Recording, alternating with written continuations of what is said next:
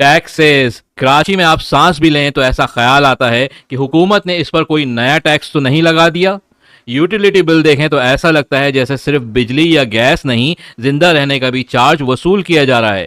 بلوں میں 17 قسم کے چارجز ہوتے ہیں، جن میں ایک فیلنگ بیٹ سر چارج بھی ہونا چاہیے، کیونکہ بل دیکھ کر واقعی برا لگتا ہے.